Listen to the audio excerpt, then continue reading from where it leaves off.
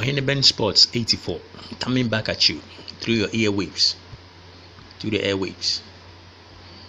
Back with another spanking new video.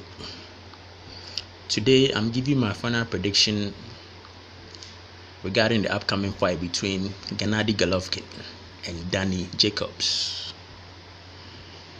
After a hard deliberation and thinking and pondering over the upcoming fight, this is my prediction. I believe Danny Jacobs is going to beat Gennady Golovkin, either by knockout or by decision. Either way it goes, Danny Jacobs is going to win the fight. I know I'm in the minority with this, because the general consensus has the odds stacked heavily against Danny Jacobs. But I have this feeling that Danny Jacobs is going to win the fight. But I'm not just going by feelings. I'm going to give you my reasons why. Now, Danny Jacobs was knocked out by Pirog in 2010. And about 2 fights later, after the Pirog fight, I think two fights down the line, he was diagnosed with cancer. Some form of cancer which had a devastating effect which nearly threatened his career. The cancer got so bad that he was even told there was a possibility he couldn't walk. He was on crutches, partially paralyzed, and even using a wheelchair. Can you even begin to imagine the sort of mental torture these circumstances will put any ordinary human being in? This is more devastating and difficult to go through than getting through a boxing match. It takes its toll on any human being to be going through such circumstances. And Danny Jacobs was able to find some strength, mental strength, to go through these circumstances.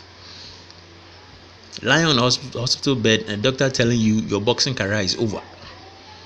And not even that, not just that, there's a possibility you wouldn't be able to walk again. Can you imagine the toll it takes on a human being, on a boxer, someone who gets his daily livelihood from boxing, to tell you that you can't box again? Can you imagine? But through it all, Danny Jacobs survived. And I want you to think, don't you think his knockout loss to Pirog could have been due to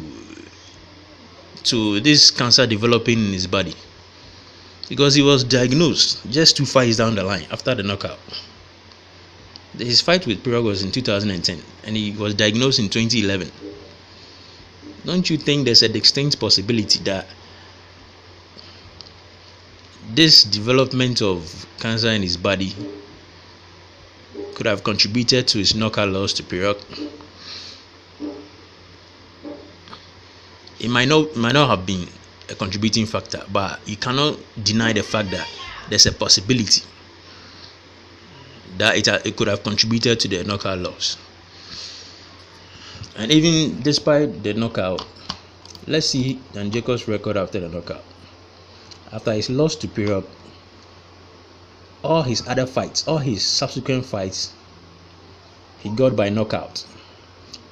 Let me see how many opponents he fought after Pirog. 1, 2, 3. He fought 12 opponents. I think he fought one person. He fought Sergio Mora twice, so you can make it. But he got all those victories through knockout. So you can see 11 opponents, straight knockouts. He's also on a knockout streak, not only Triple G. Danny Jacobs, you can make a case of him also being on a knockout streak. But he's not getting all the bars like Triple G. And another thing, Danny Jacobs, at a point in time, Peter Quillin was thought to be the man who could put the brakes on Triple G. He looked like the real threat to Triple G's crown. And Quillin was getting all the bars. And Danny Jacobs killed Peter Quillin in the first round. He knocked him out the first round of the boxing match. And ask yourself, who on Gennady Golovkin's resume is better than Peter Quille? I've looked through Golovkin's resume and I can't find one boxer who you can say that is a better boxer than Peter Quille. I can't seem to find anybody. You can't tell me Dominic Wade is better than Peter Quille.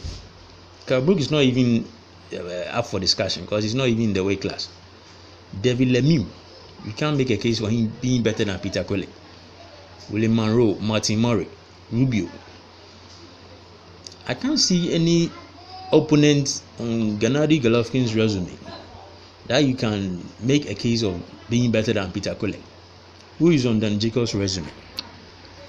So why is Gennady Golovkin getting all these bars? I know he scores spectacular knockouts. I'm also really impressed with his knockout streak and how strong he seems to be. But you can't point to one particular fight that you can say that this is a fight that Golovkin proved beyond reasonable doubt that he's this monster and this beast that everybody is talking about. There's no one fight, and moreover, Danny Jacobs has a better opponent on his resume than all of Triple G's opponents, all of them, and their records are really how would I say it? Their records, and Triple G's record is 33 victories, 36 wins, 33 coming by knockouts, 3 going by decision. Danny Jacobs also has 32 wins, 29 knockouts. They both have the same number of fights going to decision, and their knockout the knockout number is not really that different. It's only 4 different. Triple G has 4 more knockouts than Danny Jacobs, so they are virtually identical regarding their records, boxing records. So, looking at all these things, I think people are really sleeping on Danny Jacobs. He poses more of a threat than people are giving him credit for, and I have a feeling he's going to upset Triple G. He's going to upset the Cats this Saturday. I have a strong feeling about it. A fighter who has been able to overcome this tragedy in his life and to be able to carry on knocking people out. People also say he got dropped by Sergio Mora, and also using that as a reason that they think Dan Jacobs doesn't stand a chance against Triple G. But him fighting Sergio Mora, you can say that he didn't take Sergio Mora seriously. He didn't respect Sergio Mora enough. So he was expecting to walk through his punches, and he was caught. I watched his second fight. I didn't get to watch the fight, but the second fight with Sergio Mora, you could easily tell that he wasn't really bothered with Sergio Mora. He didn't think Sergio Mora had any, possesses any sort of threat to him. So he was just